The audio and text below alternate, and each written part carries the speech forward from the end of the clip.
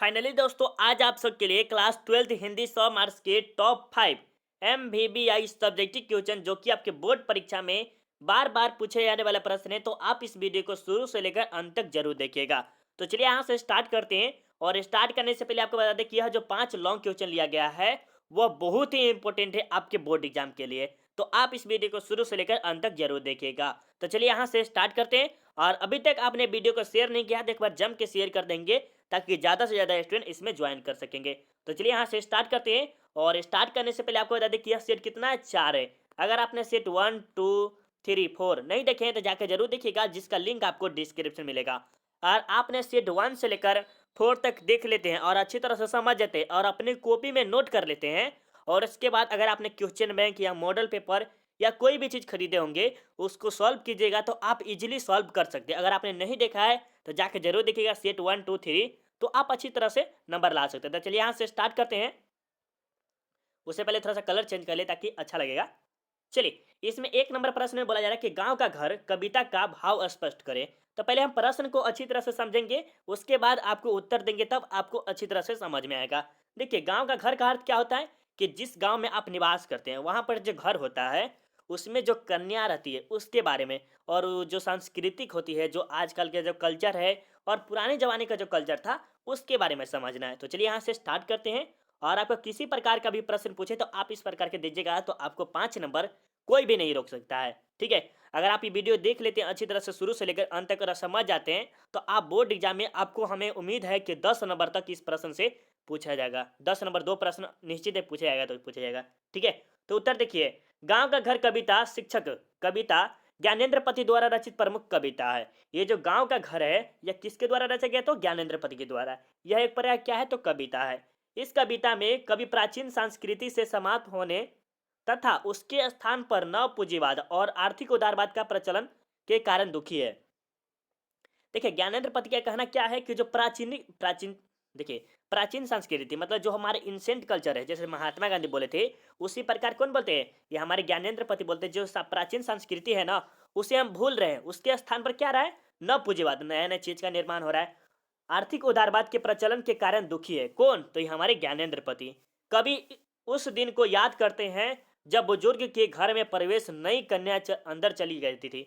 मतलब कहा जा रहा है कि जो ज्ञानेंद्र पति है ना वो पुराने जमाने को याद करती है और कहती है कि जब बुजुर्गों लोग थे ना वह घर में प्रवेश करते थे तो जो कन्या लोग थी शादी करके आती थी वह कन्या क्या करती थी, घर के अंदर घुस जाती थी। ठीक है, बड़े घर में प्रवेश से पूर्व आवाज लेते थे। मतलब जो बड़े होंगे भैंसुर होते हैं उसे कहते हैं। और पता आप सबको होना भी चाहिए, जो गाँव से होगा उसको तो अच्छी तरह से ये पता होगा। ठीक है, वो क्या करते, खराटा लेते। खराट मतलब कि ये ना कर देता है, खटखट करते हैं। आवाज घूंघट की महिलाएं, मतलब घूंघट में रहती थी महिलाएं, उस समय की बात है।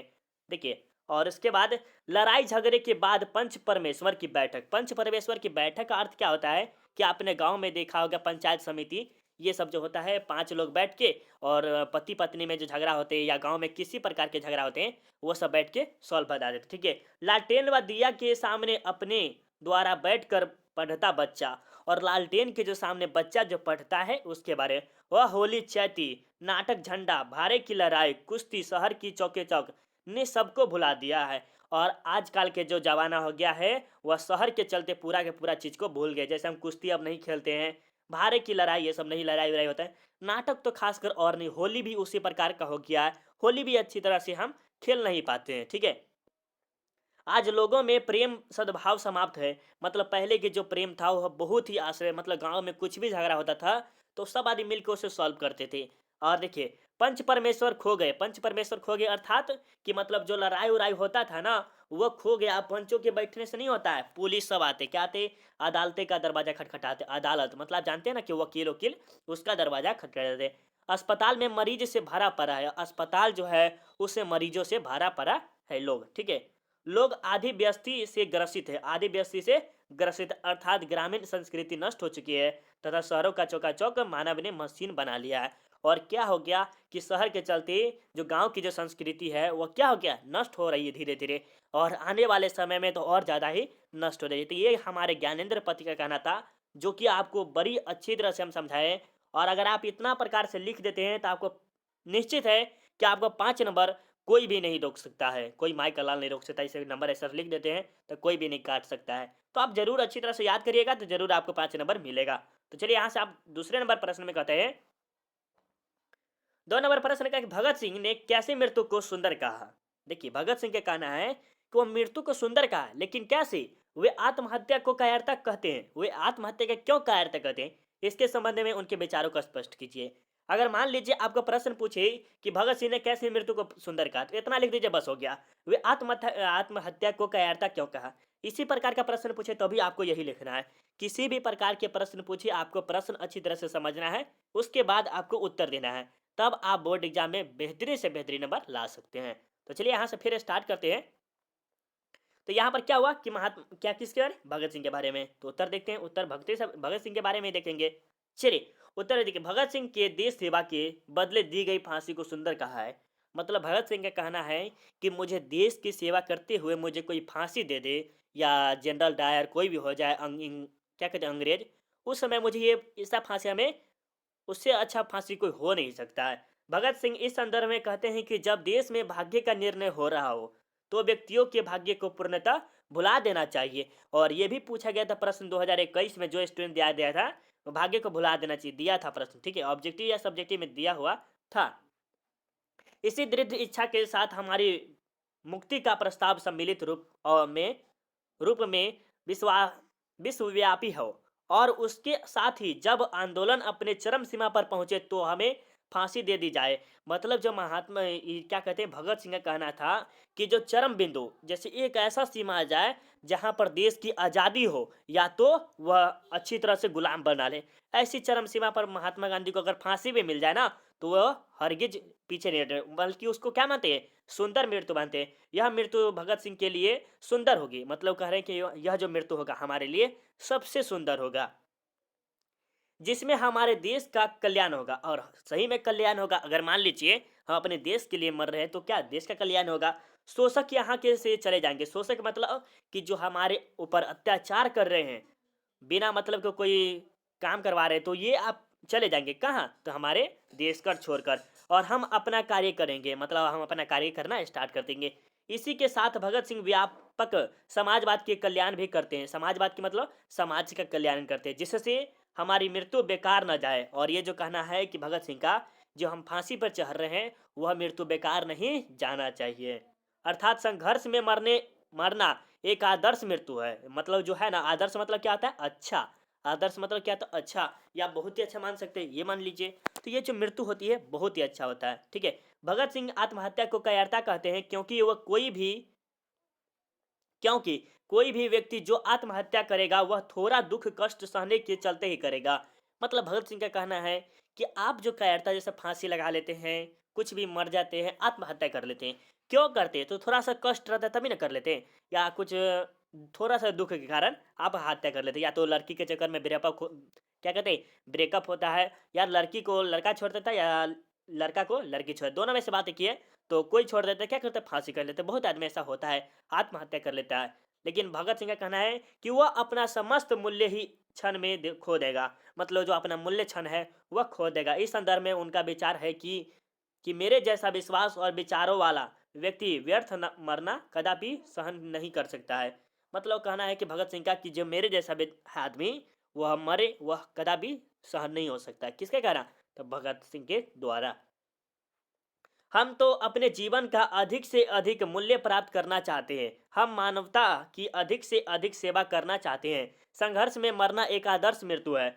प्रयत्नशील होना एक उत्कृष्ट आदर्श के लिए जीवन दे देना कदापि आत्महत्या नहीं है कही जा सकती है। आत्महत्या को कायरता इसीलिए कहते हैं कि लोग केवल कुछ दुख के लिए बचने के कारण वह आत्महत्या के जीवन को ही समाप्त कर देता है। इस संदर्भ में एक विचार भी देते हैं कि पंक्तियाँ विपत्तियाँ व्यक्ति को पूर्ण बनाती है। जो विपत्तियाँ मतलब क्या होता है कि कष्ट, दुख, ये सब क्या होती है, आदमी को मजबूत बनाती है। किसको, जो जीने वाले। जैसे आपका परीक्षा है और अभी ठंडे का मौसम है, तो अगर आप इसमें अगर नहीं लड़िएगा, मान लीजिए कोई सर्दी वर्दी हो गया, अगर आप में इसमें नहीं लड़िएगा तो आने वाला समय आपका बेकार जाएगा। और इसी में आपने लड़ लिया और अच्छी तरह से एग्जाम को फेस कर लिए, तो आपका अच्छा खासा नंबर आ गया, तो आप यही कहलाता है। तो ये हमारे भगत सिंह का कहना था, जो कि आपको लंबा लग रहा है, लेकिन आपका 5 नंबर का है। सोचिए, अगर 5 नंबर का नहीं रहता, शॉर्ट क्वेश्चन रहता तो थोड़ा सा देते ले, लेकिन 5 नंबर का है तो 150-200 प्रश्न में देना पड़ता है। तो आपको ज़्यादा जितना पूछेगा उतना ही में देना पड़ेगा। तो 150-200 शब्द है तो अभी आपको मिलना चाहिए। 5 नंबर अगर लिख देते हैं अपनी भाषा में तो आपको 5 नंबर निश्चित है कि कोई भी नहीं रोक सकता है। तो ये भी आपको समझ में आ गया होगा मेरे ख्याल से। ठीक है, समझ में आ रहा होगा। चलिए, अगर नहीं समझ में आ रहा तो एक बार लिख लीजिएगा, तो और बेहतरीन तरीका से समझ में आ जाएगा। ठीक है, चलिए ये देखिए 3 नंबर प्रश्न में कि शिक्षा लेख का सारांश लिखिए। 5 प्रश्न है, जो कि ज़्यादा प्रश्न नहीं है। ठीक है, 5 प्रश्न है। शिक्षा लेख का सारांश लिखिए। जो शिक्षा जो पाठ है उसका क्या करना है, सारांश लिखना है। तो चलिए सारांश हम देखते हैं कैसे लिखना है। तो शिक्षा का अर्थ क्या होता है, जो कि हम पढ़ाई लिखाई करते हैं। पहले प्रश्न समझ लेते हैं अच्छी तरह से, ठीक है, उसके बाद हम आगे बात करेंगे। आप शिक्षा क्यों करते हैं, मतलब पढ़ाई लिखाई क्यों करते हैं, तो कुछ ज्ञानी वानी बन जाए अच्छा खासा, इसीलिए करते हैं। ठीक है, तो यही कहना है किसका, शिक्षा के लेखक अंतर्गत जय कृष्ण मूर्ति आते हैं। कौन है, जय कृष्ण मूर्ति मानते हैं कि शिक्षा मनुष्य का उन्नयन करती है। उन्नयन मतलब कि उसे जीवन में आगे बढ़ने का मौका देती है। वह जीवन के सत्य जीवन जीने के तरीके में मदद करती है। सत्य मतलब हमेशा जीवन जीने की देते हैं। कौन, तो ये हमारे शिक्षा। इस संदर्भ में भी, इस संदर्भ को देते हुए बताते हैं कि शिक्षक हो या विद्यार्थी, उन्हें पूछना नहीं कि क्यों शिक्षित हो रहे हैं। मतलब इसका कहना है कि जो ये जय कृष्ण मूर्ति है, उनका शिक्षक हो या विद्यार्थी, दोनों को ये प्रश्न नहीं पूछना है कि हम शिक्षित क्यों हो रहे हैं, क्योंकि जीवन विलक्षण है। विलक्षण है ये पक्षी, ये फूल, ये वैभवशाली वृक्ष, यह आसमान, ये सितारे, ये सतरिया, ये मृत, इन सब से हमारा जीवन है, और इन्हीं समय हमारा क्या है, जीवन है। तो इसके बारे में कौन बोलते थे, ये हमारे जय कृष्ण मूर्ति बोलते हैं। ठीक है, तो यहाँ तक हो गया, इन सब से हमारा जीवन है। जीवन समुदायों, जातियों और देशों का पारस्परिक सतत संघर्ष है। और ये जीवन है किसके, समुदाय के साथ, मतलब हम समाज में रहते हैं। ये हो गया जाति, अनेक प्रकार के जाति के लोग रहते हैं।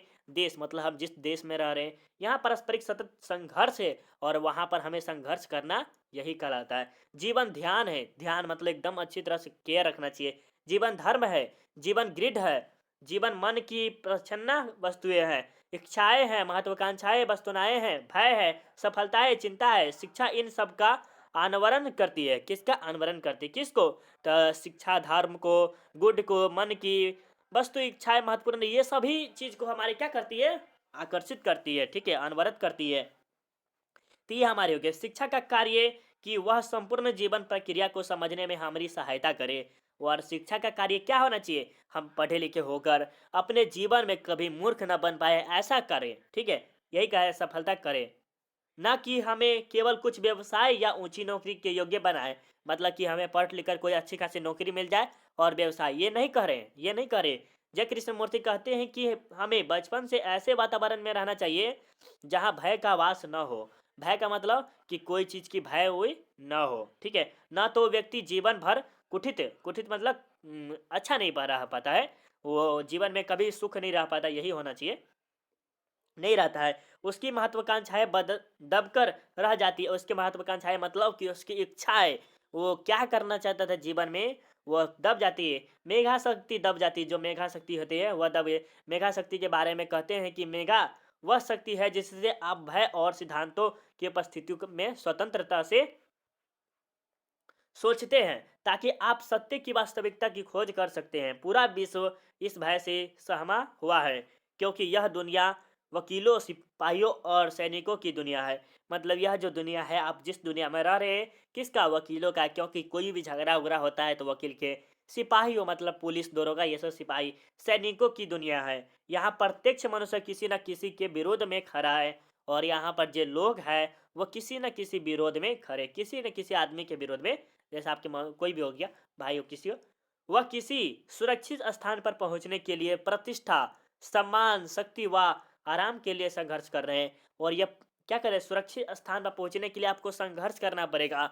मान लीजिए आप अच्छा खासा पोस्ट पे चले गए और आपको नौकरी मिल गया, तो आप जो मान लीजिए नौकरी मिला है, लेकिन कैसे मिला है, आपने संघर्ष किया तभी तो मिला है, नहीं तो नहीं ना मिलता। अतः निर्वाध रूप से शिक्षा का कार्य यह कि इस आंतरिक ब्रह्म भय का अनुच्छेद करना है। और ये हमारे हैं किसके, जय कृष्ण मूर्ति का कहना है, जो कि अगर आप इसे याद कर लेते, थोड़ा सा लंबा क्वेश्चन है, लेकिन हम आपको पहले बताएं कि जो भी क्वेश्चन है लॉन्ग क्वेश्चन है, जो कि अगर एक भी प्रश्न फंस जाता है, 2 प्रश्न हमें उम्मीद है कि इसमें से पूछेगा तो पूछेगा, तो आप अच्छी तरह से याद कर लेंगे तो आपको मिल जाएगा 10 नंबर या 5 नंबर। तो आप एक बार हो सके तो रिपीट कर लीजिएगा, या तो अपने कॉपी में नोट कर लीजिएगा ताकि आपको मिल जाए नंबर। ठीक है, चलिए ये देखिए आपके सामने 4 नंबर प्रश्न है कि प्यारे नन्हे बेटे को शीर्षक का द्वारा सारांश लिखे, या प्यारे नन्हे बेटे को कविता का सारांश लिखे, इसके बारे में भी लिख सकते हैं। तो चलिए यहाँ से देते हैं उत्तर, जो कि आपको शॉर्ट, ये थोड़ा सा कम छोटा वाला है, छोटा है। ठीक है, चलिए इसके बारे में समझिए। प्यारे नन्हे बेटे को कविता विनोद कुमार शुक्ल द्वारा रचित है। किसके द्वारा? विनोद कुमार शुक्ल द्वारा रचित है। उनकी कविताएं अनुभव की सच्चाई व्यक्त करती है। इनकी जो कविताएं हैं प्यारे नन्हे बेटे को, इनमें क्या कहते हैं, सच्चाई, अनुभव, जिसके पास अनुभव रहता है उसके बारे। अनुभव मतलब क्या होता है कि वह अच्छा खासा है, पढ़ा लिखा हो गया, तो इसके पास अनुभव है तो उसे कुछ पूछना चाहिए। ठीक है, तो ये हो गया। विनोद कुमार शुक्ल की कविता प्यारे नन्हे बेटे को वार्तालाप शैली में लिखी गई है। इस कविता में कवि कहता है कि लोहा कर्म का प्रतीक है। जो लोहा होता है, लोहा का अर्थ समझिए, लोहा कैसा होता है, कठोर होता है और इसे तोड़ने पर भी नहीं टूटता। उसी प्रकार कर्म है, आप जैसा कर्म करेंगे उसी प्रकार का आपको फल मिलेगा। इसे हर वस्तु में तलाशना होगा, मतलब हर वस्तु में तलाशना होगा। वह प्यारी बिटिया से पूछता है कि बताओ आसपास कहाँ कहाँ लोहा है। किससे? कौन पूछता है? तो विनोद कुमार शुक्ल पूछता है। किससे? तो ये अपनी बेटी से पूछती है कि बेटी कहाँ कहाँ लोहा है। ठीक है, चिमटा, करकल, सिगरी, शमशी, दरवाजे की संकट संकट होना चाहिए। कब्जे में बेटियाएं बताती है, रुक रुक रुक कर, फिर याद करके बताती है। लकड़ी 2 खंभे में, पर वहाँ एक सेफ्टी पिन, पूरी साइकिल में लोहा है। मतलब ये जो इसकी बेटी है, किसके, विनोद कुमार शुक्ल की, वो बताते कि चिमटा है, लोहा है, फांसुल है, साइकिल में लगा हुआ है। क्या? लोहा। कवि को लोहा के प्रति आग्रह इतना क्यों है? कवि कहता है कि लोहा कर्म का प्रतीक है।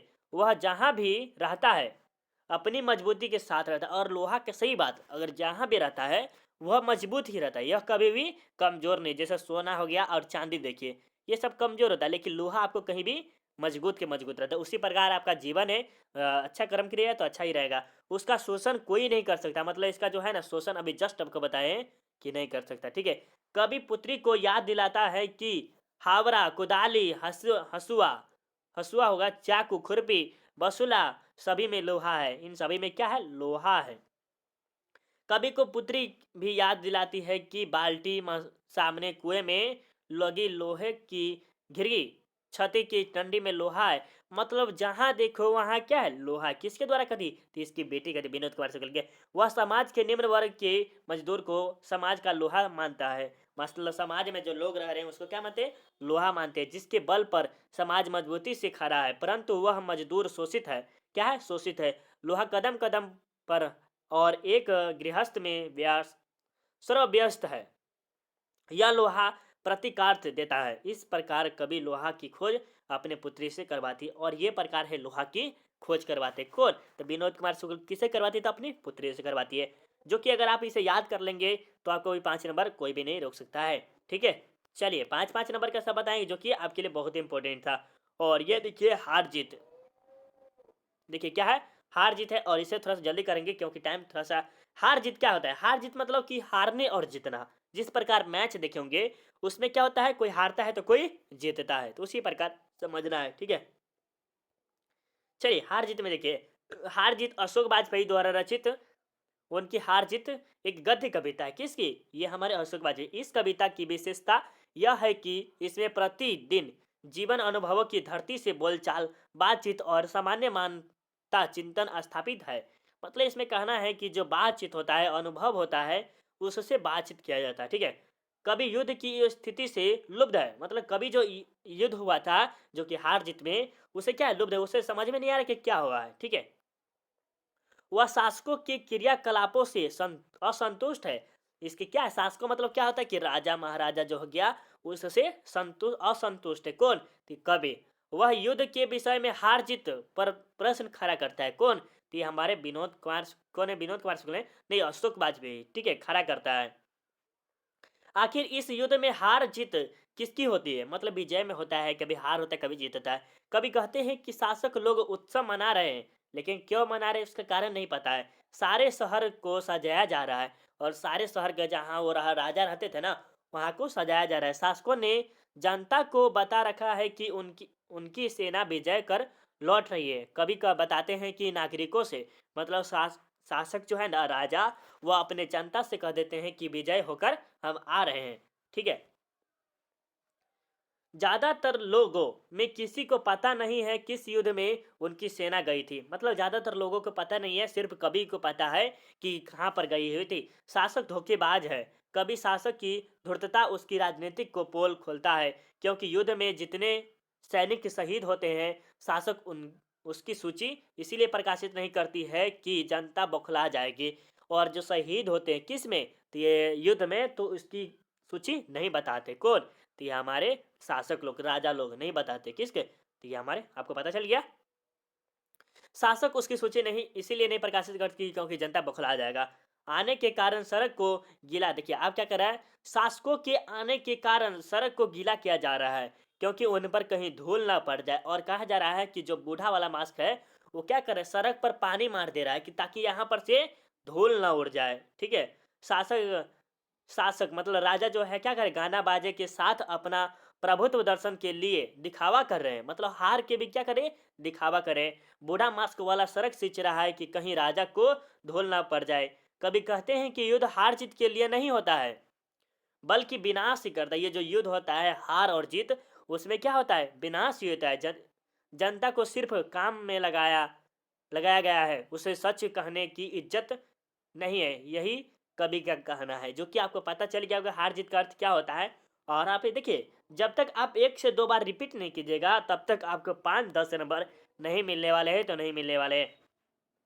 और आपको हम यही सजेस्ट करते हैं कि सेट 1, 2, 3 अगर आपने नहीं देखा तो जाकर जरूर देखिएगा, जिसका लिंक आपको डिस्क्रिप्शन में मिलेगा। ठीक है। अगर आप देख लेते हैं, अगर आपने मॉडल पेपर या कोई भी चीज़ आप क्वेश्चन में खरीदा होगा, तो आप सॉल्व कीजिएगा, तो हमको उम्मीद है कि आप 10 में कम से कम 3, 4, 5 प्रश्न इजी तरीके से आप सॉल्व कर सकते हैं, अगर देख लेते हैं तो। और 10 के 10 सेट कर लेंगे तो आप तो बेहतरीन से बेहतरीन नंबर ला सकते हैं।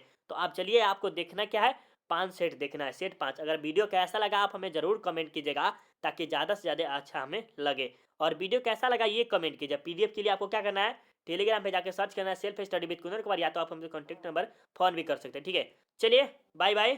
Thank you for watching this video. Comment जरूर कीजिए कैसा लगा वीडियो।